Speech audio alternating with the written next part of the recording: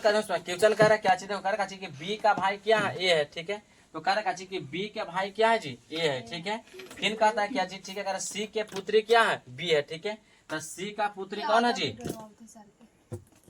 क्या है, बी है, ठीक है। सी का पुत्री क्या है, बी है, ठीक है। तो कह रहा है क्या जी, ठीक है, कि डी कह रहा जी कि देखो इसमें कह रहा जी ए के पिता डी है, कह रहा जी कि ए के पिता कौन है, डी, ठीक है। तो कह रहा ए का पिता जो है कौन है जी, डी है, ठीक है। तो क्वेश्चन में कह रहा जी कि सी को माँ डी जो है, ठीक है, किस तरह का संबंधित है, मतलब किस तरह से दोनों के संबंध है से पूछ रहा है, ठीक है। तो आप बताओ बी का भाई क्या हो गया था, ए हो गया था, हो गया ना जी, ठीक है। और सी का पुत्री क्या हो गया, बी। तो बी जो है क्या है, ये पुत्री है ना जी, किसका पुत्री है, सी का, ठीक है। अब कह रहा काची कि देखो, अब कह रहा काची कि ए के पिता कौची है, डी है, ठीक है।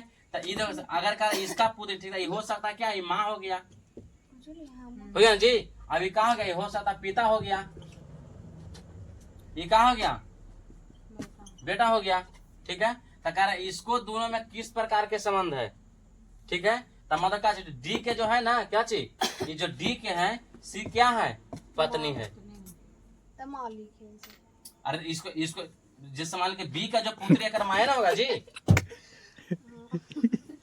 पुत्री बी है ना, तो बी के कौची लगेगा, मायना लगेगा जी। हमको पूछा था सी या डी में, ठीक है, कि सी डी में किस प्रकार के संबंध है, ठीक है। तो सी डी में जो है, ठीक है जी, सी जो है ना, डी के क्या लगेगा, पत्नी, ठीक है। यही होगा आंसर, समझा।